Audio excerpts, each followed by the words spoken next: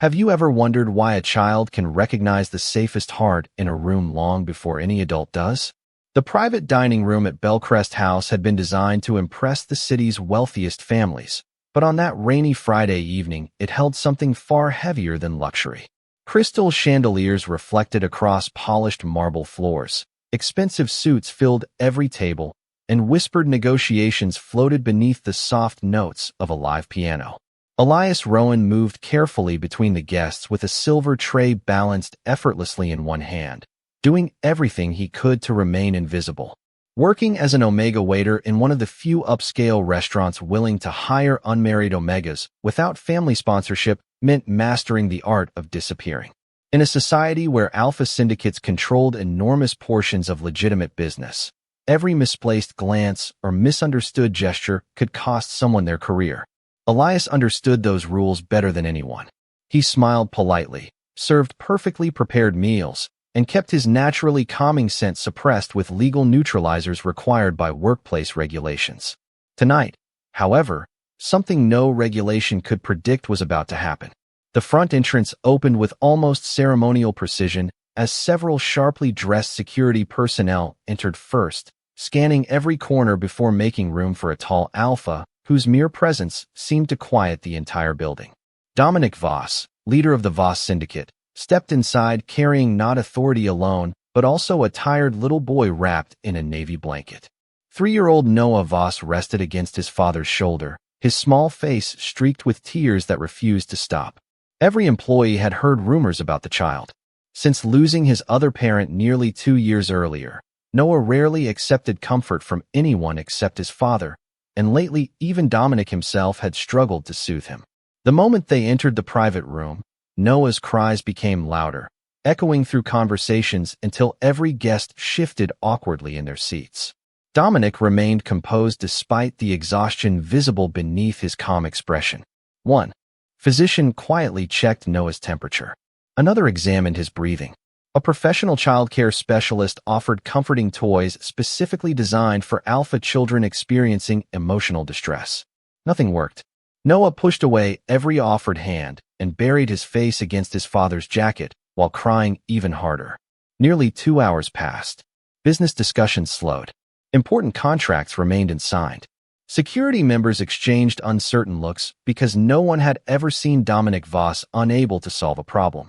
Elias watched from across the room while refilling water glasses. Something about the little boy's desperate cries reached him in a way he couldn't explain. It wasn't pity alone. It felt almost like hearing someone calling from very far away. He quietly reminded himself that this was not his place. Omega employees especially were expected never to approach syndicate families unless directly invited. He turned toward the kitchen, hoping to avoid drawing attention, but as he passed behind Dominic's table, Noah suddenly lifted his head. Through blurred eyes, the little alpha stared directly at Elias.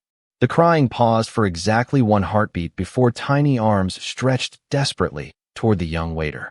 Every conversation stopped. Dominic slowly followed his son's gaze until his cold gray eyes settled on Elias. No one spoke.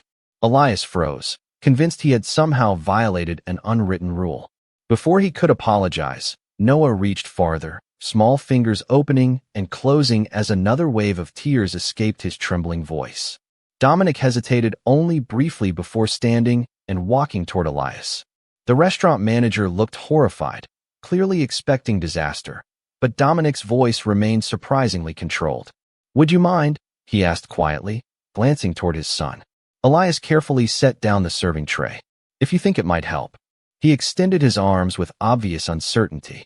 The instant Noah settled against his chest, everything changed. The sobbing stopped as suddenly as summer rain after a passing storm.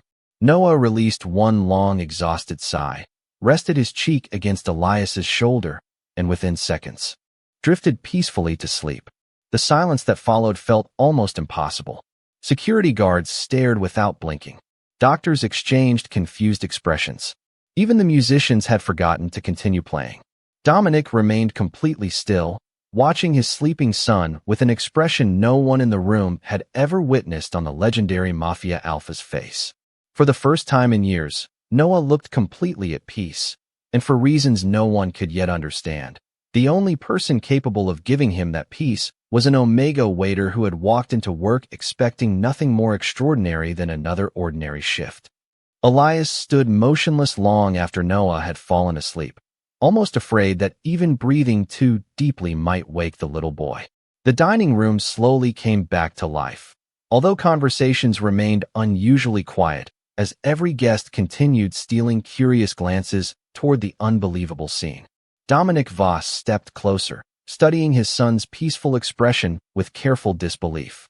For nearly 2 years, Noah had refused to fall asleep anywhere except inside the heavily guarded family estate, and even there it often took hours of comforting before exhaustion finally won. Now, after only a few moments in the arms of a complete stranger, the child rested as though every fear had simply disappeared. Dominic spoke softly, careful not to disturb Noah. "How long have you worked here?" Elias answered just above a whisper. "Almost 18 months, sir. Have you ever met my son before tonight?" "No, sir." Dominic nodded once, his sharp eyes never leaving either Noah or Elias. He had built one of the most disciplined organizations in the city by trusting evidence rather than assumptions, yet nothing in front of him followed logic. Before he could ask another question, the restaurant manager hurried over with an anxious smile that failed to hide obvious panic. "Mr. Voss, I sincerely apologize for any inconvenience. We will gladly assign Mr. Rowan to your private table whenever you visit." Dominic barely acknowledged him. "That will not be necessary." The manager forced another nervous smile, while Elias carefully transferred Noah back into Dominic's waiting arms.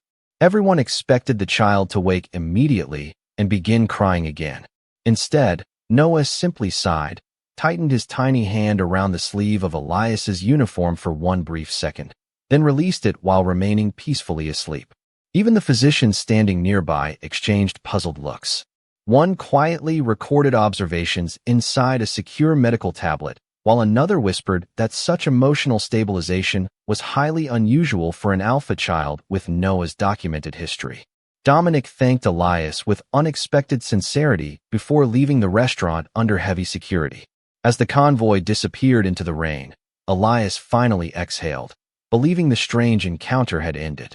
He could not have been more mistaken. The following morning began like every other Saturday. Elias unlocked his modest apartment shortly after sunrise, prepared coffee, watered the small collection of herbs growing beside his kitchen window, and reviewed the schedule for his afternoon shift. His peaceful routine ended when 3 black luxury vehicles quietly stopped outside his building. Neighbors immediately peeked through curtains as impeccably dressed security officers stepped onto the sidewalk. Moments later, Dominic himself approached the front door alone. Elias opened it with visible surprise. "Is everything all right?" Dominic answered honestly. "Not exactly." He explained that Noah had awakened several times during the night, each time calling for the waiter whose name he barely knew. More concerning was the child's refusal to eat breakfast or speak to anyone afterward.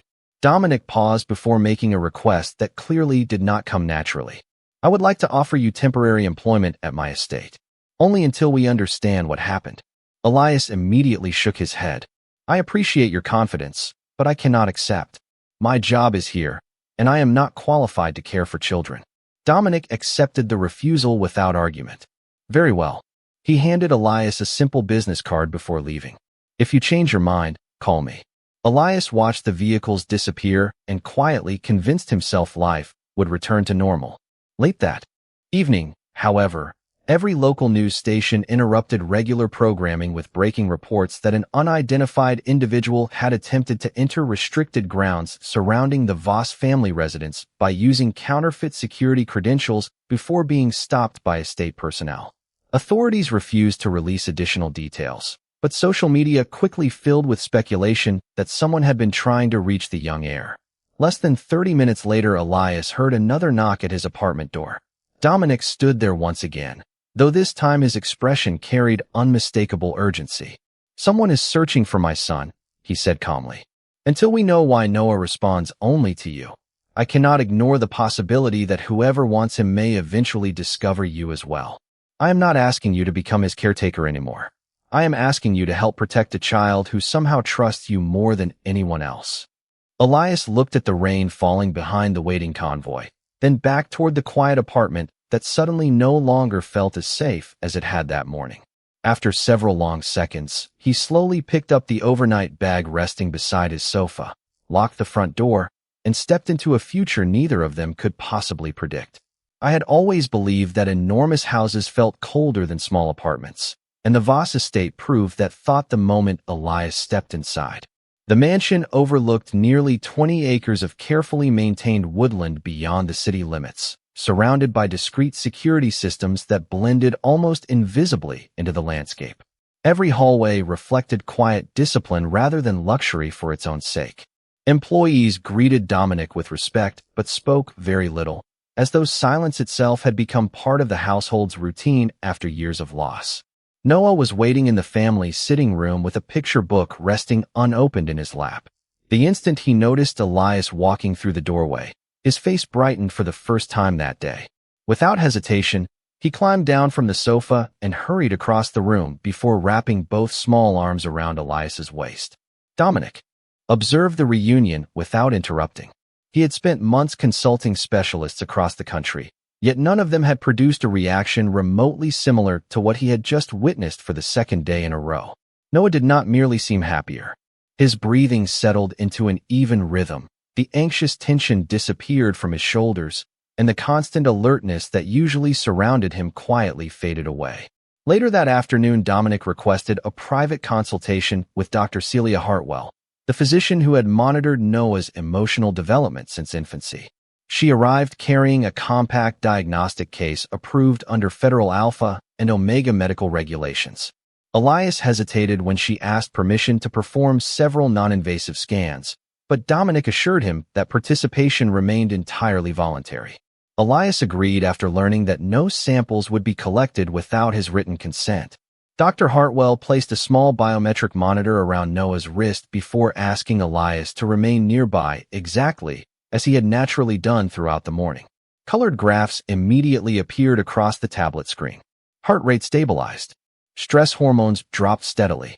Neural response patterns associated with fear gradually disappeared. Dr. Hartwell frowned with growing concentration rather than concern. She repeated the test twice more using different monitoring equipment. Every result matched the first. Finally, she lowered the tablet and looked directly at Dominic. "This is not ordinary emotional attachment," she said quietly.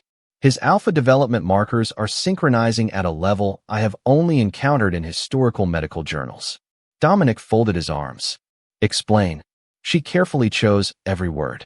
"There are extremely rare omega scent profiles capable of naturally regulating unstable alpha neurological responses during early childhood.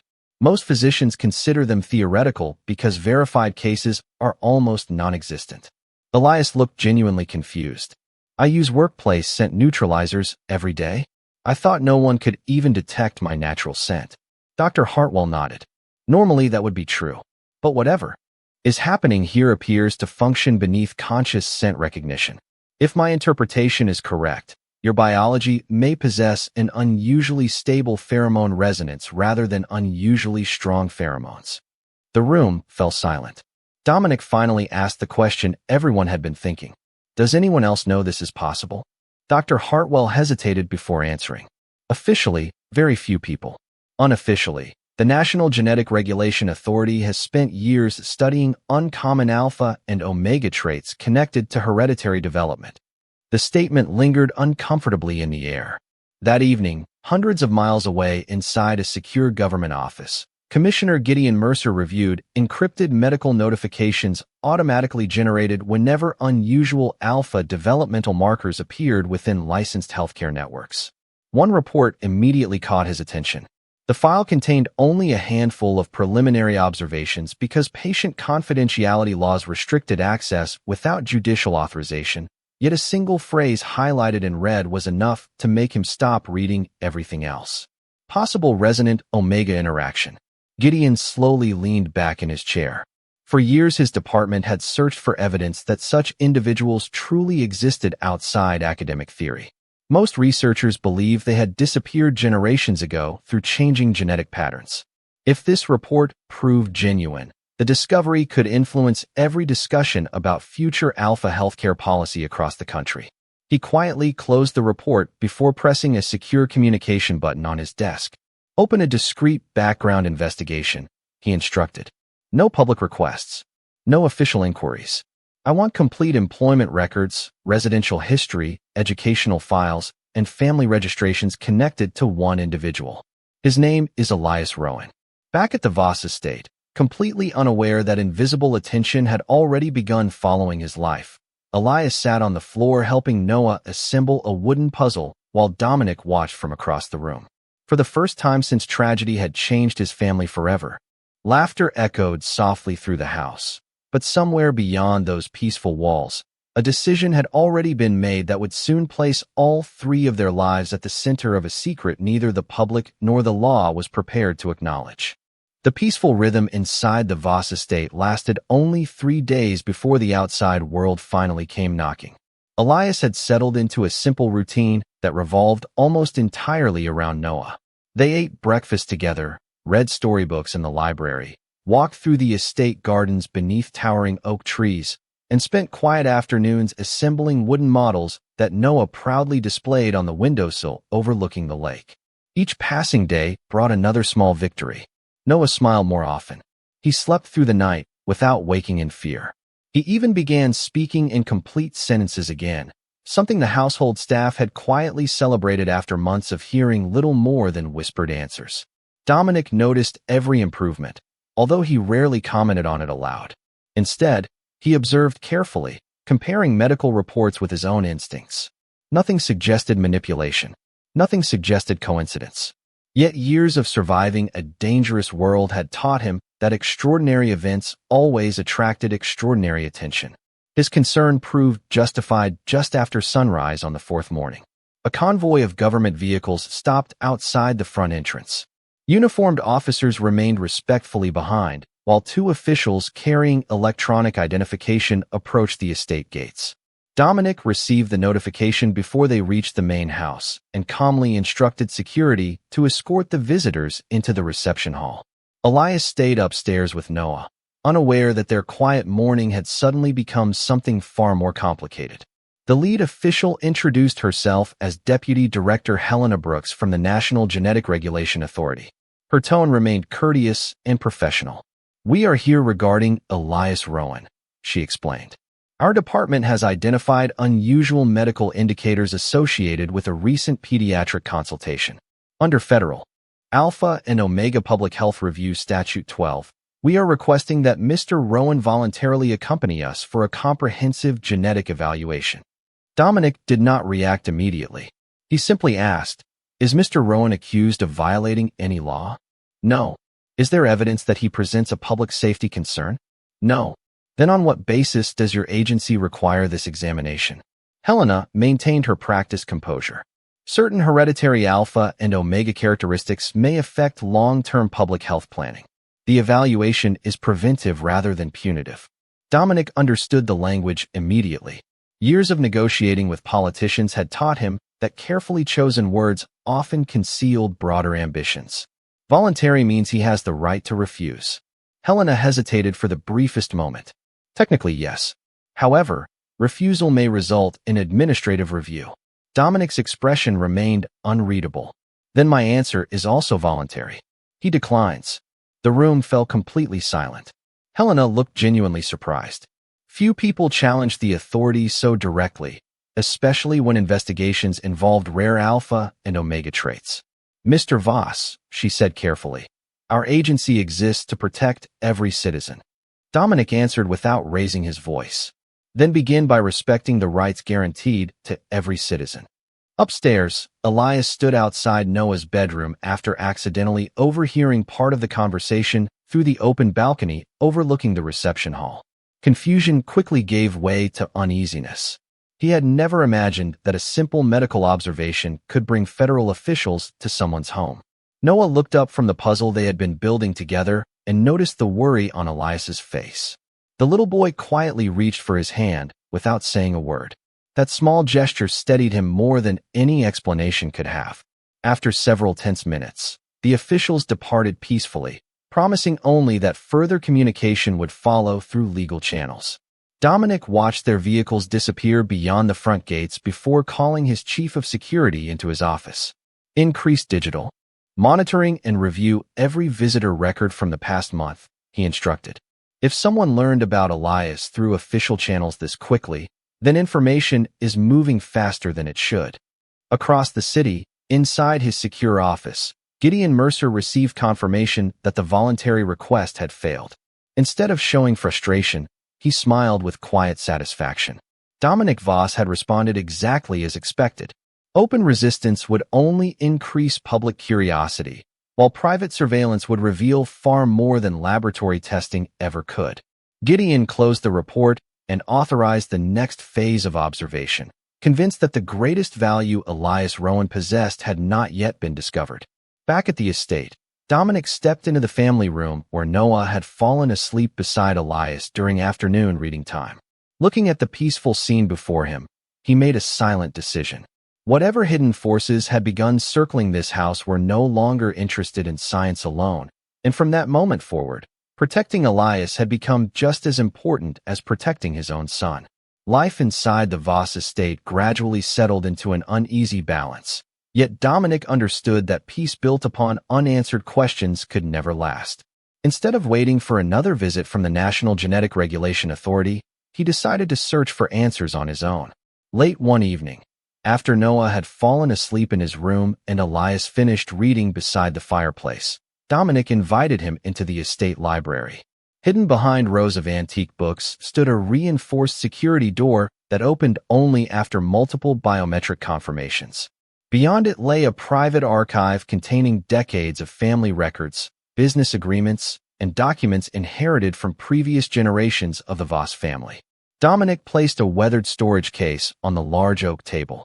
My late partner believed information was the strongest form of protection, he said quietly. Before the accident that took their life, they spent years researching unusual alpha and omega developmental patterns in children. I never understood why the work mattered so much until now. Elias looked surprised as Dominic carefully removed handwritten journals, research notes, and encrypted digital files. Many pages contained observations about emotional regulation in young alpha children, while others explored forgotten medical literature, describing exceptionally rare omega biological variations that had almost vanished from modern textbooks. One repeated phrase immediately caught Elias's attention: resonance stability. According to decades-old research, a tiny number of omegas appeared capable of naturally calming neurological stress responses in alpha infants without overwhelming them through traditional pheromone influence. Unlike ordinary scent compatibility, this phenomenon strengthened emotional security rather than dependence. The notes emphasized that such individuals should never be viewed as biological resources because their value rested in compassionate human relationships rather than measurable genetics. Elias slowly turned another page before stopping completely. Tucked between research notes was a faded newspaper photograph from more than 20 years earlier. The image showed a university medical outreach program for orphaned children. Several volunteers stood smiling together while dozens of young children gathered around them. Elias felt his heartbeat quicken. Near the front of the group stood a little boy holding a stuffed rabbit. The child looked unmistakably familiar. He reached for the photograph with trembling hands. "That is me." Dominic immediately moved closer. "You are certain?" Elias nodded without hesitation. "I remember the rabbit. I carried it everywhere after my parents died." Until that moment, Elias had believed his earliest memories began inside an ordinary children's shelter following the accident that claimed his family. He had never questioned why so few records existed before that period. Dominic searched the remaining documents until he found handwritten notes attached to the same photograph. They described a collaborative humanitarian project involving pediatric researchers studying emotional recovery among orphaned alpha and omega children after natural disasters. No harmful experiments were mentioned, yet several participant names had later been removed from official copies. Another page referenced a government transfer order issued only months after the outreach program concluded. Entire research collections had been reassigned to newly established federal agencies responsible for hereditary alpha and omega policy. Dr. Hartwell arrived the following morning to examine the materials. After reading several journals, She looked visibly unsettled. These records suggest that someone intentionally redirected this field of research away from open medical science, she explained. The original investigators believed children with unusual traits deserved protection and privacy. Later revisions focus almost entirely on classification, monitoring, and genetic significance. Elias quietly lowered the photograph onto the table. Are you saying someone may have known about me when I was a child? Dr. Hartwell answered carefully. I cannot prove that, but I believe your unusual biology was observed long before you became an adult. Whether anyone continued following your life afterward remains unknown. Dominic stared at the faded image for several long moments before making another connection. If these records disappeared into government archives years ago, then Gideon Mercer did not discover you by accident. He may have been searching for someone exactly like you all along. The realization changed everything. Elias was no longer simply an Omega who had unexpectedly comforted one frightened child. He had become the missing piece of a forgotten chapter in Alpha and Omega history, one that powerful institutions appeared unwilling to leave buried.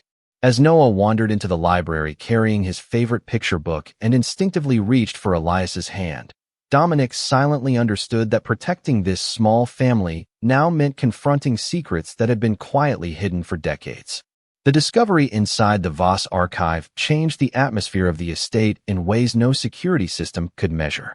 Until then, Elias had believed he was simply protecting one frightened child through an unexplainable connection. Now every conversation carried the weight of a much larger question. If his rare Omega biology had been quietly documented decades earlier, who else knew the truth, and what did they intend to do with it? Dominic refused to let uncertainty dictate their next move. Instead of hiding behind locked gates, he quietly invited several trusted Alpha leaders whose loyalty had been earned over many years rather than purchased through influence. The gathering took place inside the estate's conference hall, a room designed for difficult negotiations rather than celebrations. Elias remained in an adjoining library with Noah, never intending to listen, yet fragments of the discussion carried through the partially opened doors. One Alpha executive argued that Elias should remain permanently hidden because knowledge of his existence would attract every ambitious organization in the country. Another suggested relocating him overseas under a new identity. A third warned that rumors were already spreading throughout influential Alpha circles after Noah's remarkable recovery became impossible to ignore. None of them spoke about Elias as an ordinary person. Instead, they spoke about what his existence might mean for future generations of Alpha children. Dominic finally interrupted the growing debate. You are discussing a human being, not a strategic asset. The room became silent. No one in this house will decide Mr. Rowan's future except Mr. Rowan himself. Several heads lowered in acknowledgement, but the concern remained. One respected Alpha physician attending the meeting explained that if reports about resonant stability proved authentic, families from across the country would eventually seek Elias's help. Parents of young Alpha children struggling with emotional regulation would naturally hope for the same outcome Noah had experienced. Dominic understood the compassion behind that thought, yet he also recognized the danger. Genuine need could easily become public expectation, and public expectation often became pressure. Later that afternoon, Elias joined Dominic on the veranda overlooking the lake, while Noah chased paper boats across the shallow edge of the water with two estate gardeners watching nearby. I heard enough to understand what they were saying, Elias admitted quietly. They were deciding whether my life belongs to me anymore. Dominic looked toward the distant shoreline before answering. They were afraid. Fear often disguises itself as practicality. Elias smiled faintly, although uncertainty remained in his eyes. I spent years believing being an Omega meant learning how to stay unnoticed. Now people who have never met me are discussing my future because of something I never asked to have. Dominic answered with unusual honesty.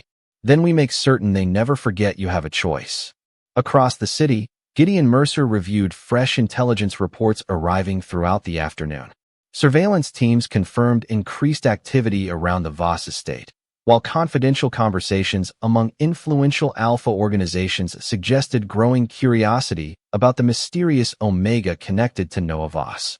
Gideon quietly closed the reports with visible satisfaction. Public fascination had begun exactly as he predicted. He understood something many others did not. Information spread faster than official announcements, especially inside communities where Alpha family legacies shaped political influence. He instructed his staff to avoid direct action for now. Observation remained more valuable than confrontation. The more respected families discussed Elias voluntarily, the easier it would become to identify everyone interested in his unusual biology. That evening, Noah sat beside Elias on the floor of the family room drawing pictures with colored pencils. One page showed 3 smiling figures holding hands beneath a bright blue sky. Noah proudly pointed to each drawing. "Daddy," he said while touching the tallest figure. Then he pointed toward himself. Finally, he tapped the 3rd figure and smiled at Elias before placing the drawing into his lap. Elias felt emotion rise unexpectedly inside his chest. Before he could respond, Dominic quietly entered the room and noticed the picture resting between them. Neither adult spoke for several moments. The simple drawing carried more meaning than either of them wished to admit. Outside the estate, however, the world continued changing. More Alpha families quietly requested information about unexplained childhood recoveries. Medical researchers reopened forgotten journals discussing resonant stability. Government agencies increased administrative interest under the language of public health planning. Without intending to, Elias had become the center of a growing national conversation about the future relationship between Alpha and Omega communities. Looking through the window at Noah laughing over another paper drawing, Dominic realized the greatest danger was no longer an isolated investigation or a single government official. The true challenge had become an entire society beginning to see extraordinary value where one quiet Omega still saw only an ordinary life.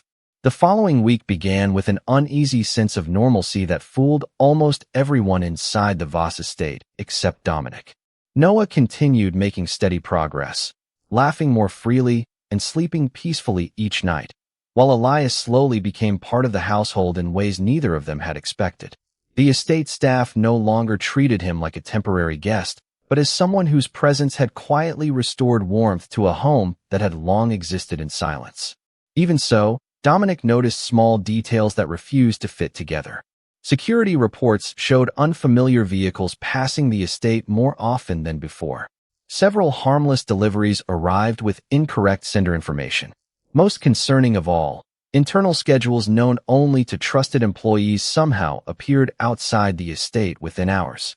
Someone was quietly leaking information. Dominic ordered a confidential review without informing the staff, determined to identify the source before making accusations. Elias remained unaware of the growing investigation. His attention stayed focused on Noah, who had convinced him to spend Saturday afternoon at the estate's botanical garden, where colorful flowers surrounded a small reflecting pond. The outing had been carefully planned with multiple security teams and appeared completely routine. Noah eagerly fed small fish while proudly explaining facts he had learned from one of his children's books. Elias smiled, realizing that only weeks earlier the little boy had barely spoken above a whisper. Watching Noah regain confidence filled him with genuine hope that life might finally become peaceful again. At nearly the same moment, Dominic received an urgent message from his chief of security. The detailed itinerary for the garden visit had appeared on an encrypted network monitored during the internal investigation. Only a handful of employees had possessed that information. Someone inside the estate had deliberately shared it.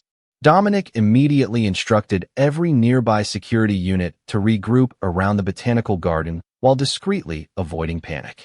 Before additional instructions could reach everyone, a sudden maintenance alarm sounded from the opposite side of the property. Following established emergency procedures, several guards temporarily shifted positions to investigate what appeared to be a routine systems failure. The alarm was later determined to have been intentionally triggered to create confusion without causing harm. During those brief moments of distraction, Noah wandered a short distance after spotting a brightly colored butterfly drifting toward a nearby hedge. Elias turned only for an instant to collect the child's forgotten jacket from a bench. When he looked back, Noah was gone. At first, he assumed the little boy had simply walked around the garden path. He called Noah's name calmly, expecting an excited answer. None came. The calm disappeared from his voice as he searched every nearby walkway. Security officers immediately joined the search while Dominic arrived within moments, his expression turning colder with every unanswered call. The estate gates had remained secure. Surveillance cameras showed no obvious disturbance. Yet Noah had vanished from the garden during less than 2 minutes of carefully orchestrated confusion. As specialists reviewed camera footage, another discovery emerged.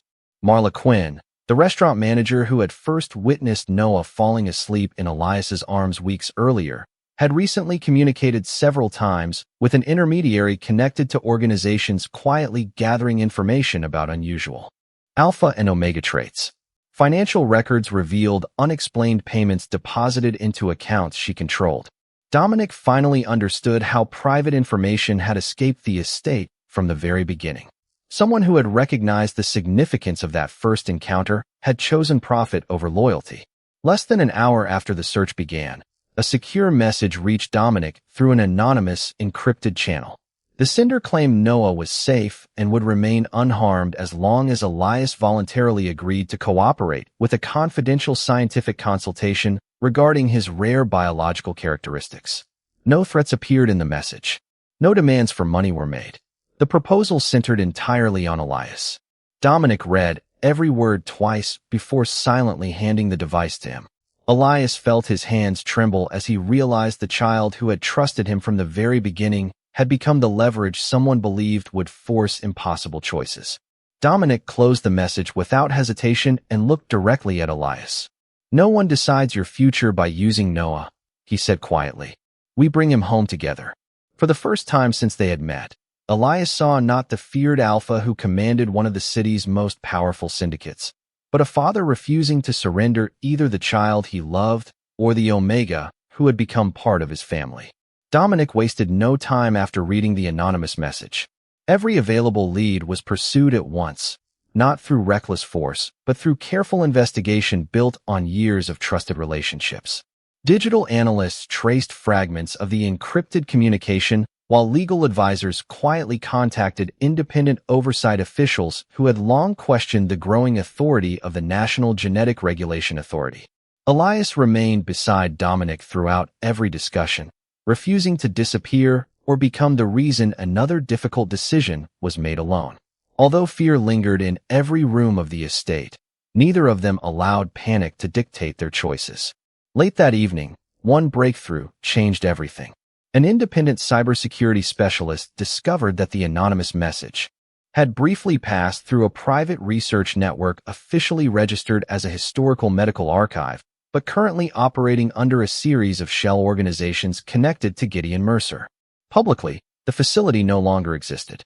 Privately, it continued maintaining decades of confidential Alpha and Omega genetic records that should have been sealed under federal privacy law. Dominic immediately recognized the significance. Whoever had taken Noah had not acted for ransom or personal revenge. The child had become leverage in an effort to pressure Elias into entering a system designed to classify and preserve rare biological profiles. Elias looked at the recovered network maps with disbelief. "All of this, because of something I never chose." Dominic answered quietly. "Because some people confuse protecting society with controlling people." Rather than launching an impulsive rescue, Dominic contacted a respected federal ethics inspector whose office had repeatedly requested access to hidden research programs without success. Faced with digital evidence linking confidential genetic archives to unauthorized monitoring, the inspector agreed to accompany a lawful inspection supported by emergency judicial authorization. Before dawn, representatives from multiple oversight offices, accompanied by independent medical observers, arrived outside the secure research complex identified through the investigation. The inspection proceeded under legal authority, preventing confidential records from being quietly removed before investigators entered. Inside the facility, officials discovered extensive databases documenting generations of Alpha and Omega citizens whose unusual biological traits had been cataloged without meaningful informed consent. Historical files, archive correspondence, and restricted policy drafts revealed that rare hereditary characteristics had gradually become the focus of administrative planning rather than individual medical care. Elias stood silently as investigators uncovered childhood outreach photographs almost identical to the one found inside the Voss archive. His own name appeared in records he had never known existed. Nearby, another secured room was opened by investigators. Noah sat calmly with a children's picture book provided by staff members who had clearly been instructed to keep him comfortable rather than frightened. The little boy looked up, saw Elias and Dominic, and immediately ran toward them with complete trust. Elias knelt to embrace him, while Dominic rested one steady hand on Noah's shoulder, grateful beyond words that the child had remained physically safe throughout the ordeal. Gideon Mercer was escorted into the central conference room, where oversight officials presented the recovered evidence. He defended every decision as necessary for future public health planning, insisting that preserving rare alpha and omega genetic information could benefit generations to come. The independent medical observers disagreed. They explained that ethical healthcare depended upon voluntary participation, transparency, and respect for personal autonomy rather than secret classification. Quietly gathered documentation demonstrated repeated failures to obtain informed consent, unauthorized long-term monitoring, and administrative practices inconsistent with established privacy protections. As the investigation expanded, emergency orders suspended access to the confidential database, while courts appointed independent custodians to preserve evidence. Under judicial supervision, thousands of unauthorized genetic files were permanently removed from operational government systems and transferred into protected legal custody, pending review. Programs relying upon involuntary identification of rare alpha and omega traits were immediately halted, while lawmakers announced formal hearings examining decades of hidden administrative practices. Standing outside the facility beneath the first light of morning, Elias watched investigators carry sealed evidence cases toward waiting vehicles. He realized that Noah's recovery had never been the true miracle. The greater miracle was that one frightened child had unknowingly exposed a system that had quietly treated extraordinary people as records instead of human beings. Dominic looked toward the sunrise before turning to Elias and Noah. For the first time since this journey began, the path ahead no longer depended on secrets hidden behind locked doors, but on choices that could finally be made in the open, together as a family. 1 year later, the Voss estate no longer felt like a fortress built to keep the world away. It had become a place where families arrived with hope instead of fear. Following the national investigation, lawmakers approved sweeping reforms that strengthened privacy protections for alpha and omega citizens, established independent oversight for hereditary medical research, and guaranteed that participation in future studies would always require informed and voluntary consent. Programs that once quietly classified individuals according to rare biological traits had been permanently dismantled, replaced by community partnerships focused on support rather than surveillance. Dominic had devoted a significant portion of the Voss Foundation to creating a nationwide network that offered counseling, pediatric care, and educational resources for alpha and omega families navigating uncommon developmental challenges. The organization worked alongside hospitals, universities, and advocacy groups, ensuring that no child or parent would ever feel pressured to surrender personal freedom in exchange for medical assistance. Elias accepted the role of leading the Foundation's Family Outreach Division, not because of his rare biology, but because everyone who met him understood that compassion could never be replicated by data alone. He insisted that every parent who visited the center be treated with dignity before anything else. Medical professionals came to study ethical care, while families came simply because they felt understood. Noah loved spending afternoons there, proudly welcoming new children into the playroom and showing them where the books, puzzles, and art supplies were kept. The little boy who had once struggled to trust anyone beyond his father now laughed easily with children from every alpha and omega background. Whenever a frightened child hesitated at the doorway, Noah often became the first to offer a smile. Dr. Hartwell quietly remarked that his remarkable recovery had inspired an entirely new generation of pediatric research focused on emotional resilience instead of genetic rarity. One warm autumn afternoon, after the Foundation hosted its annual family celebration, Dominic invited Elias and Noah to a quiet stretch of shoreline overlooking the ocean. Gentle waves rolled toward the sand, while the setting sun painted the horizon in shades of gold and amber. Noah raced ahead collecting smooth seashells, occasionally turning around to make sure both adults were following him. Dominic watched his son for a long moment before speaking. "For a long time, I believed strength meant carrying every burden alone," he said. "You taught Noah that trust could return. You reminded me that family is built through choices made every day." Elias smiled softly. "Noah changed my life first. I only happened to be standing in the right place when he reached for me." Dominic reached into his jacket and removed a small handcrafted wooden box. Inside rested 2 simple rings alongside the official documents required under Alpha and Omega family law to establish a lifelong voluntary bond recognized with equal legal rights and responsibilities. There was no audience, no ceremony arranged for public attention, and no expectation beyond honesty. Dominic looked directly at Elias. "I am not asking because of biology, destiny, or what anyone believes your gift represents. I am asking because our lives became better when you became part of them. Will you build our future with us by choice?" Elias felt emotion rise as he looked from Dominic to Noah, who had already wandered back, carrying 3 matching seashells, 1 for each of them.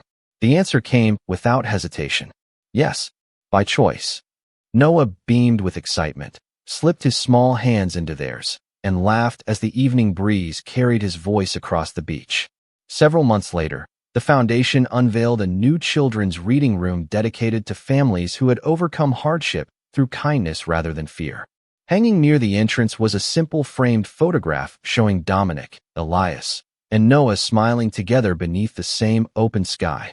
Visitors often paused to admire it without knowing the extraordinary journey behind that ordinary moment.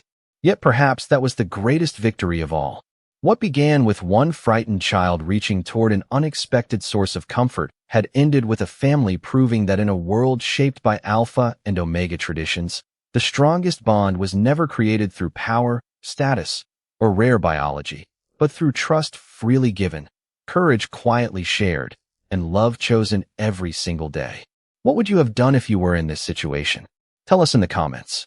If you love Alpha and Omega stories filled with passion, loyalty, heartbreak, and second chances, please like, subscribe, and turn on notifications so you never miss our next story.